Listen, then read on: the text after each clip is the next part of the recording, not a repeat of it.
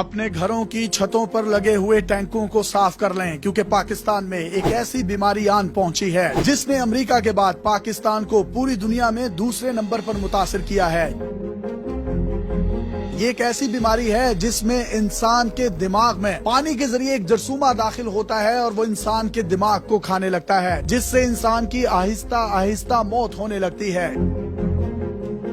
اس کی ابتدائی علامات کیا ہیں اور یہ جرثومہ کس طرح سے پانی کے ذریعے انسان کے ناک سے ہوتا ہوا اس کے دماغ تک پہنچ کر اس کے خلیوں کو کھاتا ہے، جرثومہ پیدا کیسے ہوتا ہے اور اس کو ختم کیسے کیا جا سکتا ہے، وہ تمام تر تفصیلات آپ اس ویڈیو میں جان سکیں گے۔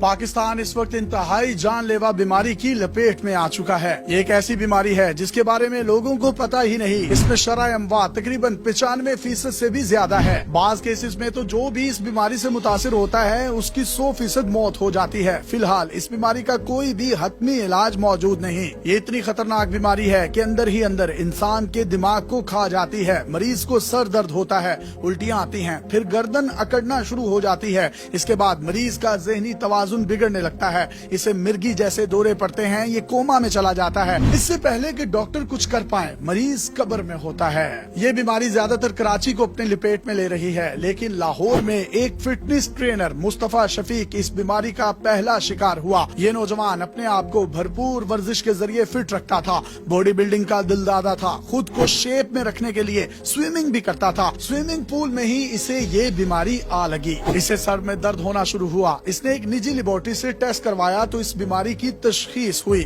اسے سروسز ہاسپٹل میں داخل کروایا گیا، لیکن 4 روز تک انتہائی تکلیف میں رہنے کے بعد اس نوجوان کی موت واقع ہو گئی۔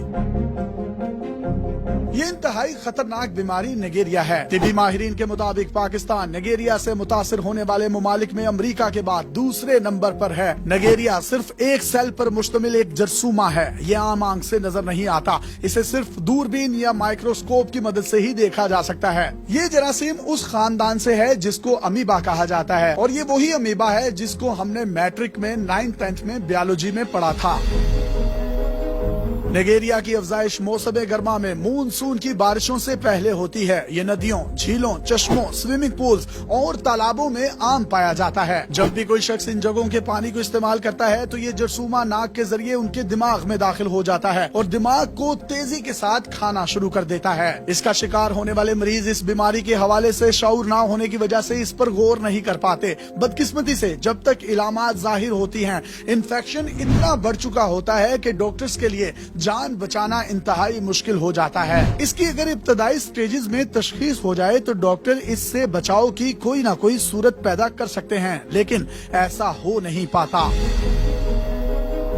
ہر سال پاکستان کے دیگر بڑے شہروں کی نسبت نگیریا کے کیسز کی اکثریت کراچی سے رپورٹ ہوتی ہے۔ یہ پہلی بار ہوا ہے کہ لاہور میں اس کا کوئی کیس رپورٹ ہوا ہے۔ کراچی میں یہ کیسز اس لیے رپورٹ ہوتے ہیں کہ وہاں لوگوں میں اس بیماری سے ریلیٹڈ کچھ نہ کچھ آگاہی اور شعور موجود ہے۔ وہاں طبی عملے کو بھی نگیریا کے حوالے سے شعور ہے اور وہ دیگر ٹیسٹوں کے ساتھ ساتھ نگیریا کا ٹیسٹ بھی کرتے رہتے ہیں۔ ماہرین کا کہنا ہے کہ کراچی پاکستان کا سب سے بڑا شہر ہے اور اس کی آبادی دوسرے شہروں سے کئی گنا زیادہ ہے۔ وہاں کی آدھی سے زیادہ آبادی کو تقریباً نل کا پانی نہیں ملتا۔ لوگ اپنے استعمال کے لیے ٹینکر کا پانی خریدتے ہیں۔ یہ پانی نہروں اور ڈیموں سے سپلائی کیا جاتا ہے۔ اس پانی کو ٹھیک طریقے سے صاف نہیں کیا جاتا بلکہ ایسے ہی گھروں میں سپلائی کر دیا جاتا ہے، جس کی وجہ سے نگیریا کا گھروں تک پہنچنے کا خطرہ کئی حد تک بڑھ جاتا ہے۔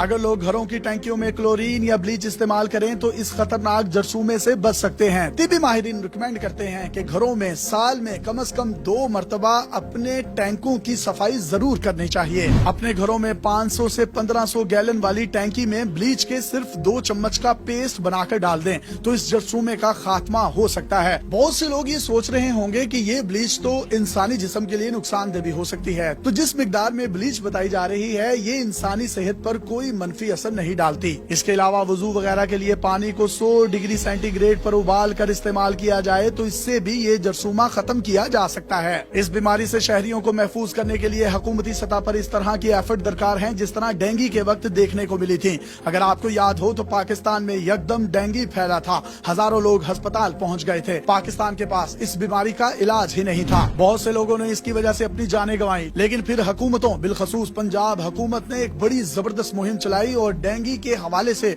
लोगों को शऊर देना शुरू किया और कुछ ही अरसे में डेंगू पर काबू पा लिया गया। ये मुहिम इतनी जबरदस्त थी कि पूरी दुनिया इस पर हैरान थी। दुनिया पाकिस्तान में डेंगू के बाइस बहुत से लोगों की अमवात की पेशन गोई कर रही थी, लेकिन हुकूमती सतह पर कड़ी मेहनत से इस मुसीबत को टाल दिया गया। डेंगू के खिलाफ मुहिम के रूहे रवां शहबाज शरीफ थे, जो इस वक्त पंजाब के वजीर आला थे। उन्हें डेंगू बरादरान के ताने भी सुनने को मिले, लेकिन वो इस मुहिम से पीछे नहीं हटे। अब ये मुल्क के वजीर आजम है। पहले इनके पास सिर्फ एक सूबा था, अब इनके पास पूरे मुल्क की जिम्मेदारी है। उन्हें चाहिए कि वो नाइजीरिया के हवाले से ऐसी ही कोई मुहिम चलाएं जिस तरह डेंगू के वक्त चलाई थी, ताकि मजीद जानों के ज़िया को मैक्सिमम बचाया जा सके।